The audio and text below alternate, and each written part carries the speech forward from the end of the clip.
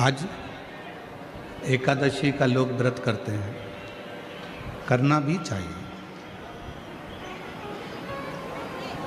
परम भगवदीय जीव एकादशी का व्रत करते हैं कि हम भोजन छोड़ देते हैं, हम ये नहीं खाएंगे, हमारी एकादशी है, हम ये नहीं खाएंगे, हमारी एकादशी है। पर शिव महापुराण की कथा कहती है कि एकादशी सफल कब होती है?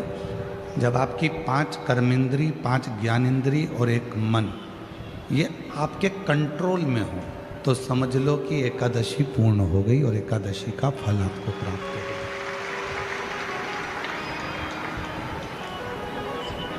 अब हमारी इंद्रियां हमारे कंट्रोल में नहीं है।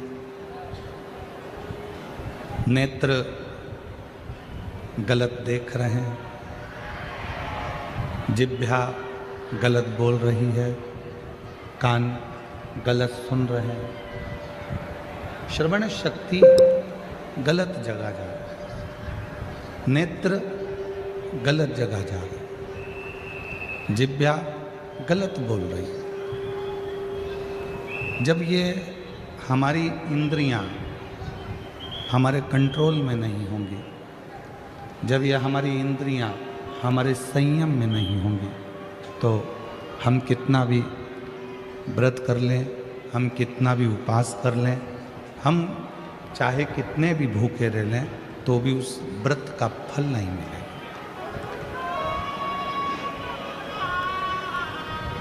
व्रत का फल कब मिलता है? जब हमारी इंद्रियां हमारे काबू में हो। कि नेत्र दिए रे तूने दाता बन के, नेत्र दिए रे तूने दाता बन के, और कभी नहीं दरस कियो दयालु मैंने अवगुण बहुत कियो, अवगुण बहुत कियो, दयालु मैंने अवगुण बहुत कियो। और मुख तो दिया रे तूने दाता बन के, मुख तो दिया रे तूने दाता बन के, कभी नहीं भजन कियो दयालु मैंने अवगुण बहुत कियो। ये संसार सागर में आने के बाद यदि मैंने अपनी इंद्रियों को संयमित नहीं किया, संसार सागर में आने के बाद हमने अगर अपनी इंद्रियों को काबू में नहीं किया, तो फिर ये मानव का देह बेकार है, फिर ये मानव का देह बेकार। अगर हम अपनी इंद्रियों को काबू ना कर पाए, अपनी इंद्रियों को काबू करा, तो समझो कि हमने एकादशी का व्रत किया। सभी को साथ होता।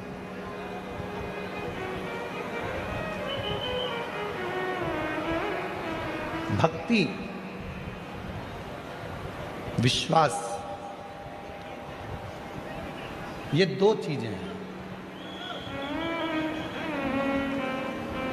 कितनी भी भक्ति कर लो, कितना भी भजन कर लो, कितना भी कीर्तन कर लो, कितना भी मंत्र जाप कर लो, कितना भी स्मरण कर लो, अगर तुम्हारा विश्वास तुम्हारे परमात्मा के प्रति नहीं है, तो फिर तुम्हारा कीर्तन करना, तुम्हारा भजन करना, तुम्हारी भक्ति करना बेकार।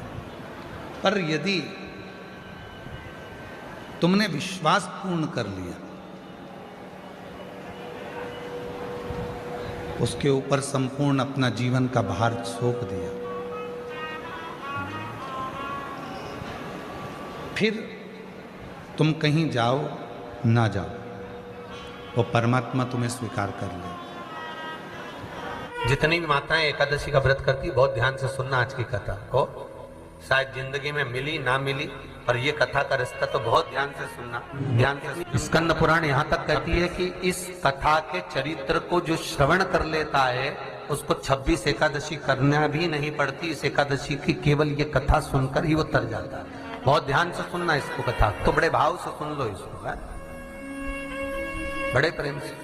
शास्त्र कहता है कि जितनी एकादशी होती है 26 की 26 एकादशी का अगर आप वर्णन करेंगे, 26 की 26 एकादशी का यदि आप स्मरण करेंगे, तो एक एक एकादशी का अगर नाम स्मरण करें तो कितना कितना सुंदर। चैत्र के महीने में 2 एकादशी, कामदा पाप मोचन, बैसाख में 2 वरुथनी मोहिनी, ज्येष्ठ महीना अपरा निर्जला, आषाढ़ योगनी देवशवनी, श्रावण महीने की कामिका पुत्रदायिनी, भादो महीने की अजा परिवर्तनी, अश्विनी महीने की इंद्रा पापकुशा, कार्तिक महीने की रमा प्रबोधनी, मार्गशीर्ष मास की उत्पन्ना और मोक्षदा, पौष महीने की सफला और पुत्रदा, माघ महीने की परतिला और जया, फागुन महीने की विजया और आमल की एकादशी, अधिक मास की पद्मनी और परमा। कितने सुंदर नाम है। अब इस नाम से पहचान करो कितनी सुंदर नाम। अब नाम इतना सुंदर है तो एकादशी कितनी सुंदर होगी। अब एकादशी इतनी सुंदर होगी तो जिस दिन तुम व्रत करोगी एकादशी का तो तुम कितनी सुंदर होगी। मतलब भगवान कितने प्रेम से स्वीकारेगा कि इसका हृदय कितना सुंदर है। ऊपर की सुंदरता मत देखो साहब, व्रत करने से भीतर की सुंदरता। अब पहले कथा में कहा कि क्रीम की चमक 15 दिन रहती है, अच्छे कर्म की चमक जिंदगी भर रहती है। कर्म की चमक देखना है हमें, क्रीम की नहीं। सबसे पहला नियम एकादशी व्रत का, सबसे पहला नियम है कि आप जिस दिन व्रत करो उसके एक दिन पहले भक्ति का संचार इस हृदय में कर लो। भक्ति का संचार इस हृदय में कर लीजिए। जिस दिन आप व्रत करो, जैसे एकादशी का व्रत कर रहे हो तो दशमी के दिन शाम का समय जब आवे, रात्रि जब होने लगे, शाम का समय आवे और रात्रि का आप जब भोजन ग्रहण करो तो उस भोजन में कोई ऐसा पदार्थ ग्रहण मत करिए जिस पदार्थ के कारण आपकी एकादशी बिगड़ जाए।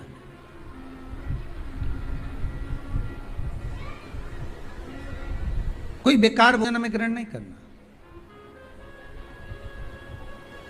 श्रेष्ठ भोजन ग्रहण करिए दशमी के।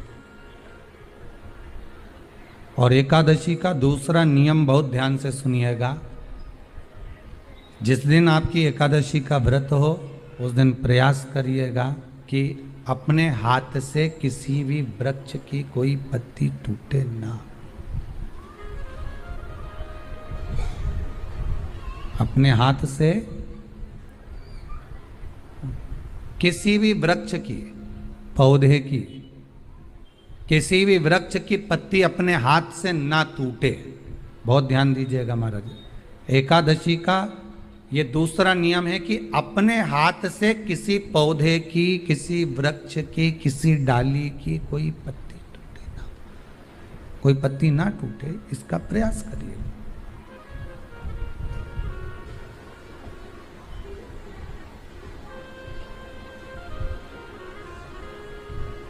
कितना सुंदर व्याख्यान कहा है, कितना सुंदर वर्णन है महाराज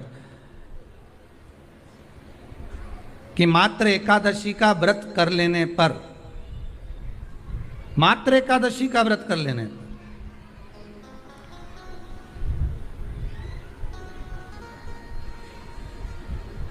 जो पूर्व में किया गया हमारा पाप कर्म है, हमने किसी जीव की हत्या करी है, हमने किसी को कष्ट प्रदान करा है, हमने किसी को अपशब्द कहा है, हमने किसी को ताने दिए, हमने किसी को आड़ा टेढ़ा कहा है, हमने किसी को गालियां दे दी है, मात्र एकादशी का व्रत ही कर लेने पर ये सारे जो दोष हैं वो समाप्त हो जाते हैं।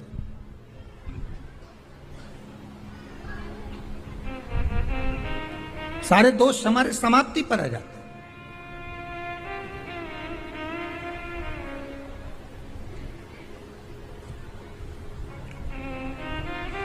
अब एक विचार करिएगा थोड़ा सा अपने मन में, अपने चित्त में, अपनी वृत्ति में एक बात उतारिएगा, एक अपने मन में एक बात को उतार कर रखिएगा कि आप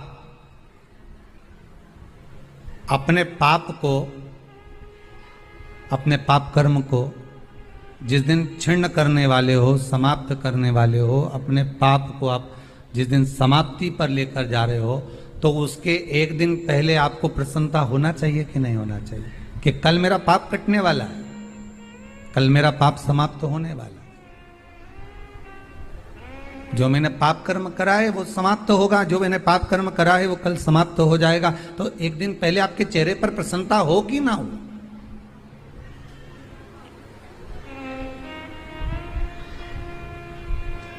और चेहरे पर वो प्रसन्नता आपके आना चाहिए कि कल मेरा एकादशी का व्रत है, आज दशमी है, कल एकादशी का व्रत है, तो कल मेरी जब एकादशी का व्रत रहेगा तो मेरा ना जाने कितना कितना पाप, कितना कितना असत्य, कितना कितना झूठ, कितना कितना प्रपंच वो समाप्त हो जाएगा। इसमें मुझे प्रसन्नता हो, इसमें मुझे आनंदता हो।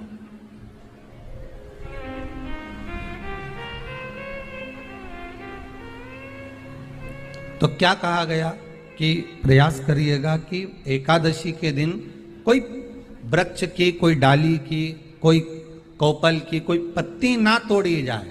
क्यों?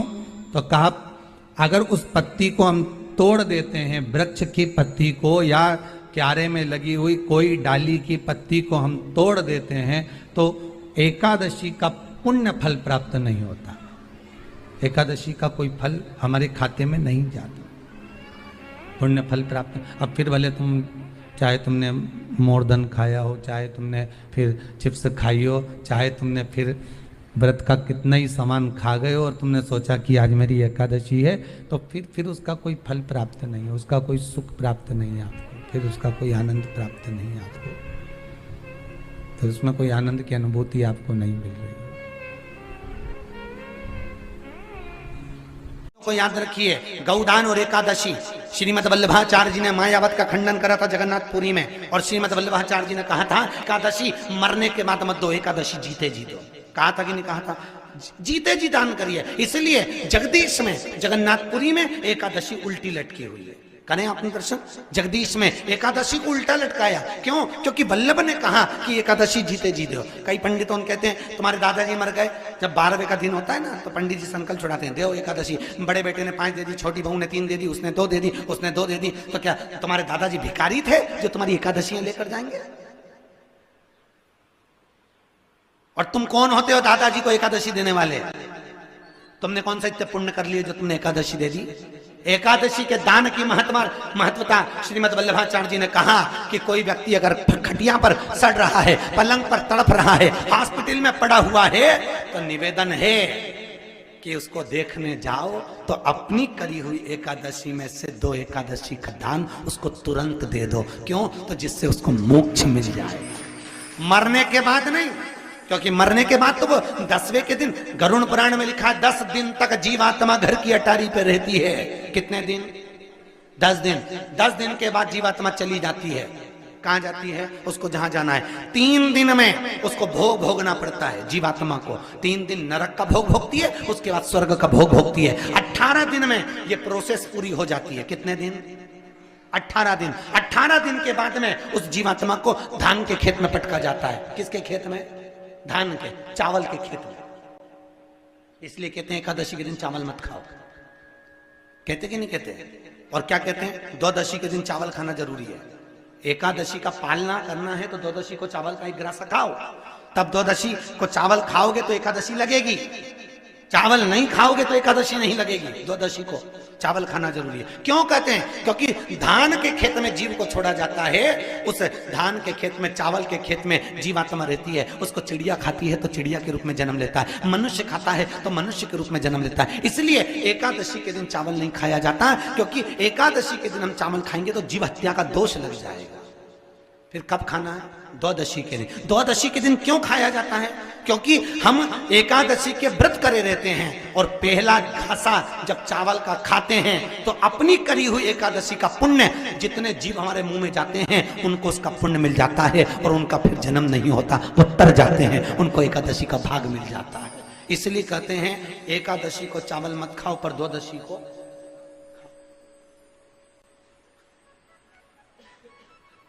खाइए। 10 दिन तक जीवात्मा है और आपने एकादशी कब दान दी? बोलो जम के। 12वें के दिन, 13वें के दिन आपने एकादशी का दान दिया, वो मिली उनको? अरे बोलो अच्छे से।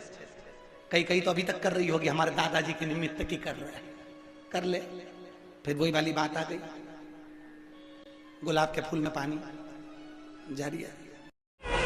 एकादशी के दिन शंकर भगवान को चावल का दाना चढ़ाना चाहिए कि नहीं चाहिए?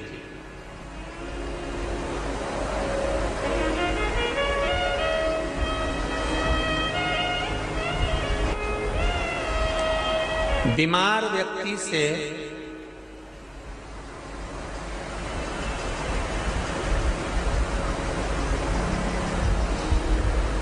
कोई बीमार व्यक्ति है, बहुत रोगीला, उसको बहुत रोग है, शुगर है, बीपी है, थायराइड है, सब कुछ है उसको, और वो रोगीला व्यक्ति जब डॉक्टर के पास जाकर पूछे, डॉक्टर साहब मेरी तबीयत ठीक नहीं रहती है, मैं बहुत कष्ट में रहती हूँ, बहुत तकलीफ है शरीर में, और अभी सावन का महीने का व्रत आ रहा है डॉक्टर साहब, 1 महीना में व्रत करती थी पहले, करूं कि नहीं करूं?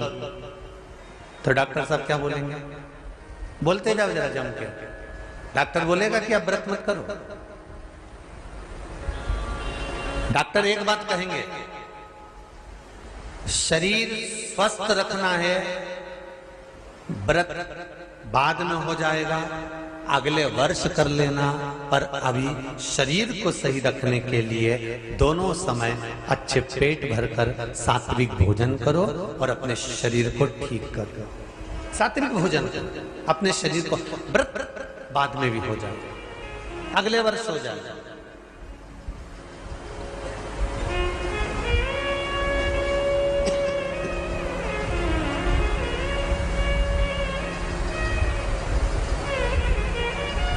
अभी तुम थोड़ा सवेरे 2 बिस्कुट ले लिया करो, सुबह नाश्ता ले लिया करो, भोजन ले लिया करो, फिर दोपहर में कुछ हल्का फुल्का लेकर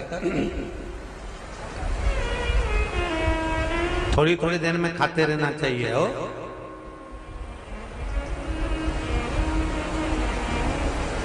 थोड़ा थोड़ा खाओ, थोड़ी थोड़ी देर में खाओ, एक साथ सुरसा जैसे मत निपटा जाए, थोड़ा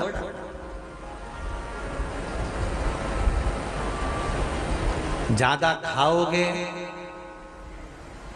और ज्यादा कमाओगे तो दूसरों को कष्ट नहीं होगा, कष्ट खुद को होगा।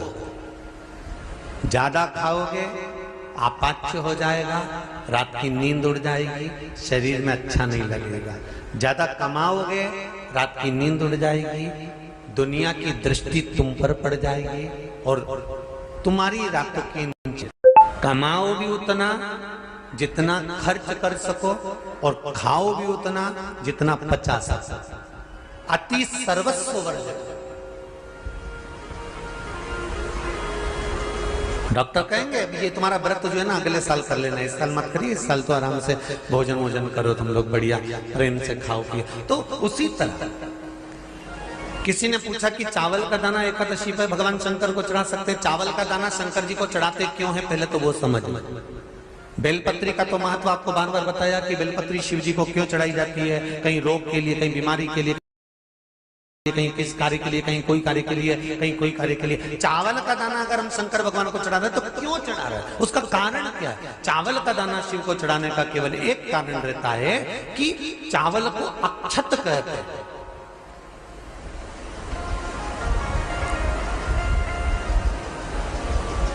अक्षत का मतलब होता है अक्षय।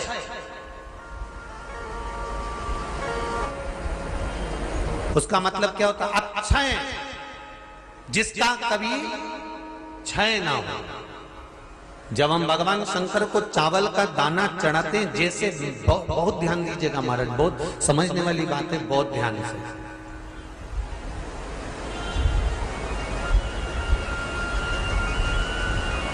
चावल का दाना हमारे मस्तक पर तिलक करने के बाद पंडित जी क्यों लगाते हैं कि भगवान जैसा समय आज चल रहा है, आप पूजन कर रहे हो, पाठ कर रहे हो, दान कर रहे हो, पुण्य कर रहे हो, सत्कर्म कर रहे हो, भजन कर रहे हो, मेरा देव अधिदेव महादेव, मेरा नारायण, मेरा सत्यनारायण भगवान, मेरा राम जी, मेरा विष्णु जी, मेरा भागवत मैया, मेरी रामायण मैया, ब्राह्मण मस्तक पर तिलक लगाने के बाद चावल इसलिए लगाता है कि जैसा समय आज चल रहा है, भगवान तुमको ऐसा ही समय बनाकर रखे और तुम ऐसे ही चार चांद लगाते रहो, दान पुण्य संकीर्तन करते रहो, इसलिए मस्तक पर चावल का दाना लगाया जाए।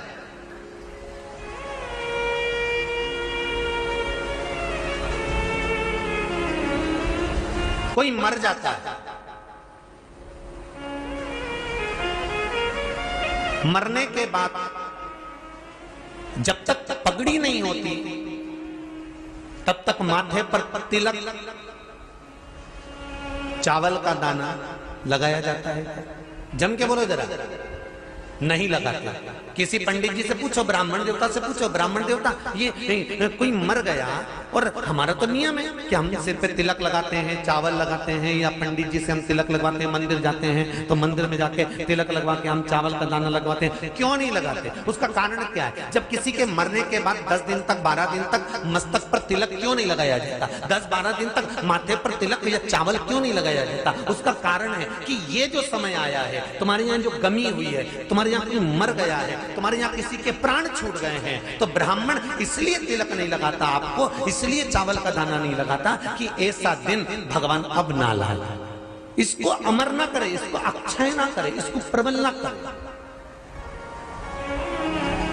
और जब चावल का दाना, तो यहां शिव महापुराण की कथा करी, चावल का दाना हम शिव जी को क्यों चढ़ाते हैं, भगवान को क्यों समर्पित करते हैं, भगवान की पूजन में अक्षत क्यों समर्पित करते हैं, चावल क्यों समर्पित करते हैं, उसका कारण क्या है? तो कहा आज मैंने जब चावल का दाना आपको समर्पित करा है, जिस भाव से, जिस विश्वास से, जिस श्रद्धा से, जिस मन से मैं आपको रिझा रही हूं, हे भोलेनाथ मेरी ये मनोकामना पूर्ण कर, इसको अक्षय कर देना, इसको अमर कर देना, बस इतनी कृपा आप कर। अब किसी ने पूछा एकादशी के दिन चावल चढ़ाए कि नहीं चढ़ाए, तो यहां तो सीधी सीधी बात है, बीमारी देखकर थोड़ी ना आती है कि नवरात्र चल रहे हैं कि सावन का सोमवार चल रहा है, बीमारी तो बीमारी। तुम चावल मत खाओ। तिरुपति कौन कौन गया? हाथ उठाओ। ठीक है। जगन्नाथ जी कौन कौन गया? हाथ उठाओ। हाँ ठीक है। द्वारका जी कौन कौन गया? हाथ उठाओ। ठीक है। बद्रीनाथ कौन कौन गया? हाथ उठाओ। ठीक है। एकादशी के दिन कभी तुम बद्रीनाथ चले जाओ, एकादशी के दिन तुम द्वारका चले जाओ, एकादशी के दिन तुम तिरुपति चले जाओ, एकादशी के दिन तुम जगन्नाथ चले जाओ, एकादशी के दिन तुम्हारी मर्जी पड़े भगवान के किसी धाम में चले जाओ और भगवान को भोग लगाओ और उनकी थाली को झांक कर देखना, उसमें चावल जरूर मिलेगा। उसमें ऐसा नहीं है कि चावल नहीं मिलेगा। बद्री नारायण में भगवान को चावल का भोग लगा हुआ मिलेगा, द्वारका में चावल का भोग लगा हुआ मिलेगा, आपको जगन्नाथ में चावल का भोग लगा हुआ मिलेगा, तिरुपति में मिलेगा, द्वारकाधीश में मिलेगा, नाथद्वारा में मिलेगा, सांवरिया सेठ में मिलेगा, काकरोली जी में मिलेगा। आप जहां जाओगे वहां पर एकादशी के दिन भगवान को चावल आएगा, क्योंकि भगवान के लिए परहेज नहीं है। जो काम में डूबा हुआ है, जो आसक्ति में डूबा हुआ है, जो लोभ में डूबा हुआ है, जो वासनाओं में डूबा हुआ है, जो तृष्णा में डूबा हुआ है और जो माता के गर्भ से जन्म लिया, एकादशी के दिन चावल उसको नहीं खाना। बहुत सुंदर संवाद है, ध्यान दीजिएगा।